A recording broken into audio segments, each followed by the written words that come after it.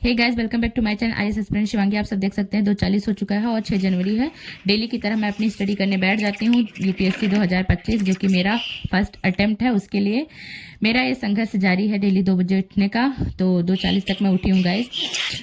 और काफ़ी ठंड पड़ रहा है, मुझे ऐसा लग रहा है कि ठंड बढ़ रहा है और दिन काफ़ी छोटा पड़ रहा है। मतलब दिन तो काफ़ी ज़्यादा छोटा लग रहा है, ऐसा लग रहा है कि क्या ही बताएं दिन कितना जल्दी जल्दी भाग रहा है और ठंड बहुत ज़्यादा भयंकर। आलस बहुत ज़्यादा आ रही थी, उठने का बिल्कुल मन नहीं कर रहा था। उठते उठते मतलब 2 बजे से अलार्म बज रहा था, लेकिन आलस की वजह से मैं उठ नहीं पाई, तो उठते उठते 2:40 हो गया। बट फाइनली मैं उठ के बैठ गई हूँ। तो गाइज मैं आपको बता दूं कि मतलब दो जैसे मॉर्निंग में उठने का बहुत ज़्यादा फायदा होता है। अगर आप एक तरीके से देखें, मैं 3 बजे भी स्टडी करूँ तो 3 से 10 बजे तक अच्छा खासा तैयार हो जाता है सब्जेक्ट। आप 2 से 3 सब्जेक्ट रिवाइज भी कर सकते हैं, अच्छे से करंट अफेयर भी कवर हो जाता है। तो सुबह उठने का मतलब एक्स्ट्रा टाइम, जैसे ऐसा लगता है एक्स्ट्रा टाइम मिल गया।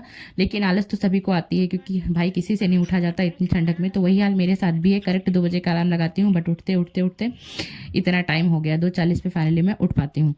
तो आज जो मैं आप सबको मैंने बताया था कि मैं इधर बीच एक हफ्ते से मैंने इकोनॉमी को बहुत अच्छा से टाइम दिया हुआ है, चाहे वो इकोनॉमी हो चाहे इकोनॉमी का करंट अफेयर हो, मैंने अच्छा खासा टाइम दिया। बट आज जो मैं करूँगी इकोनॉमी, आज मैं नहीं, आज मेरा मेन टारगेट है हिस्ट्री।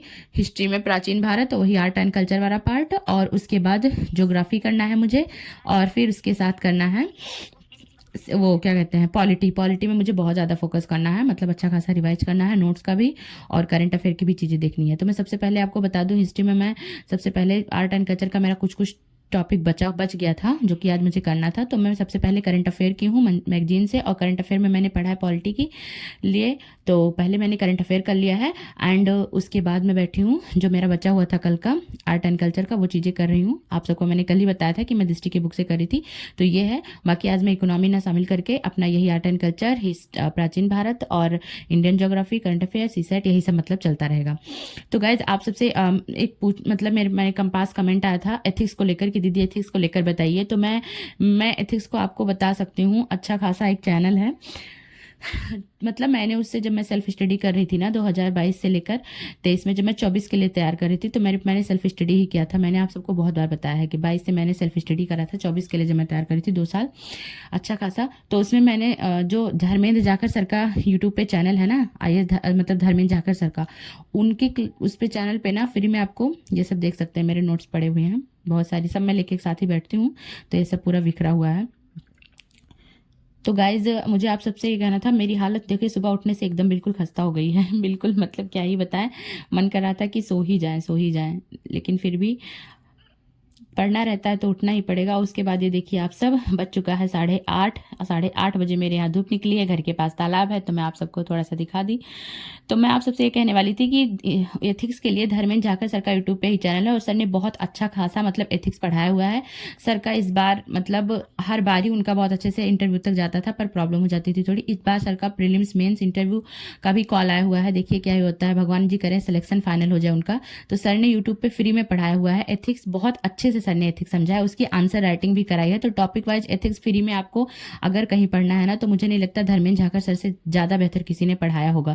बहुत ही अच्छे से उन्होंने करा, बहुत सारे बच्चे करते भी हैं। तो आप चाहें तो एक बार देख सकते हैं उससे, आपकी मुझे बिल्कुल मैं श्योर हूँ कि आपकी उससे बहुत ज़्यादा हेल्प होने वाली है, क्योंकि सर टॉपिक के साथ साथ आंसर राइटिंग भी सिखाते हैं। तो जिनको आंसर राइटिंग में प्रॉब्लम होती है, उनका आंसर राइटिंग से भी हेल्प मिल जाएगा। फिर बात करते हैं केस स्टडी की। तो केस स्टडी के लिए आप एक ही तरीका है, क्योंकि केस स्टडी ना प्रैक्टिस होती है मेन चीज़। बस एक बार तरीका कुछ सर ने केस स्टडी भी उस पर करवाया हुआ है, एथिक्स में ऑलरेडी इंक्लूड किया हुआ है केस स्टडी। बट आप सच बताऊं मैं तो मेरा मानना है ना कि अगर आप प्रीवियस ईयर 10 से 11 साल के जितना भी आप कर पाए प्रीवियस ईयर बार बार प्रैक्टिस करते हैं ना केस स्टडी की, तभी वो समझ में आती है ना, क्योंकि उसको तो आपको प्रैक्टिस करना ही पड़ेगा पीवाईक्यू से। बाकी आप एथिक्स अगर पढ़ना चाहते हैं तो सबसे अच्छा चैनल जो कि आपको फ्री में मिल जाएगा वो धर्मेंद्र झाकर सर की क्लासेस है। मैंने पढ़ा है, मुझे अच्छे से पता है, सर बहुत ही अच्छा पढ़ाते हैं, तो उनका ये है।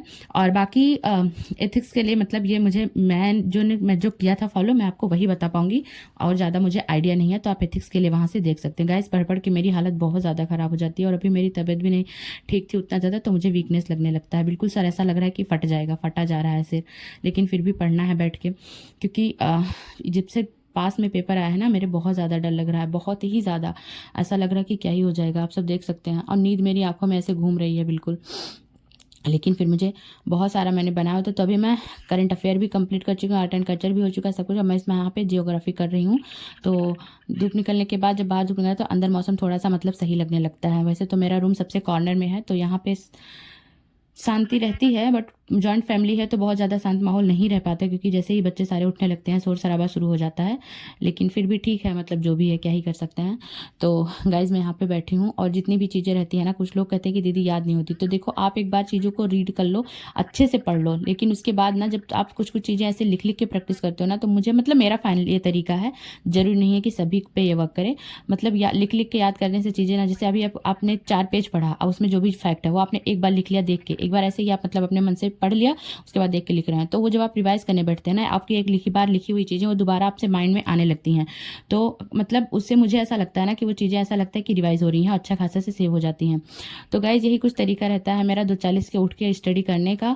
और बीच में ऐसा नहीं रहता है, मैं ब्रेक लेती रहती हूँ, बट सब कुछ दिखाना मेरे लिए पॉसिबल नहीं हो पाता है ना, क्योंकि मेरी आदत है, आपको मैं बता भी चुकी हूँ कि 1 घंटे 1.5 घंटे स्टडी करने के बाद मैं 10 मिनट 5 मिनट 15 मिनट जैसे भी जितना टाइम मैं बैठती हूँ उसके अकॉर्डिंग मैं ब्रेक ले लेती हूँ।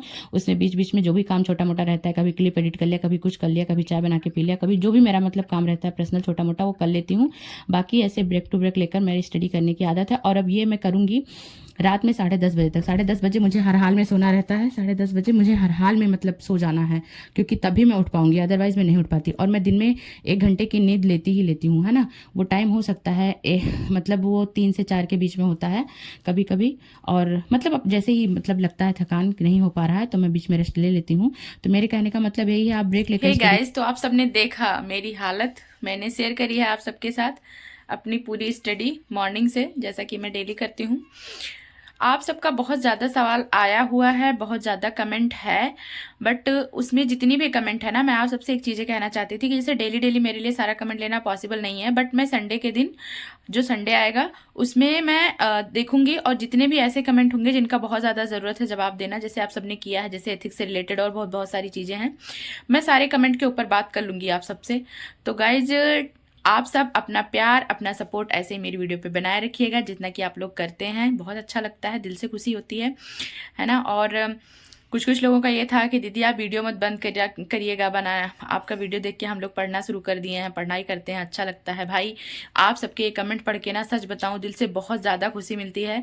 अच्छी बात है अगर साथ साथ में आप लोग अपने लाइफ के बारे में अभी से इतना सोच रहे हैं। कोई 10th में भी है तो भी कमेंट करता है 10th में, एंड दीदी की मैं 10th में 12th में हूँ, बहुत अच्छे से पढ़ रहा हूँ। तो ये बहुत अच्छी बात है कि आप सब अपने स्टडी को इतना फोकस कर रहे हैं, बहुत अच्छी बात है मेरे लिए। तो गाइस ठीक है, फिर जो भी मेरा शेड्यूल रहा है मैंने आप सबसे डिस्कस भी किया है, और मिलते हैं अगर सब कुछ सही रहा तो नेक्स्ट ब्लॉग में। और तब तक के लिए आप सब जितने भी लोग मेरे वीडियो में नए हैं प्लीज़ चैनल को सब्सक्राइब कर दीजिएगा, वीडियो को लाइक ज़रूर करिएगा।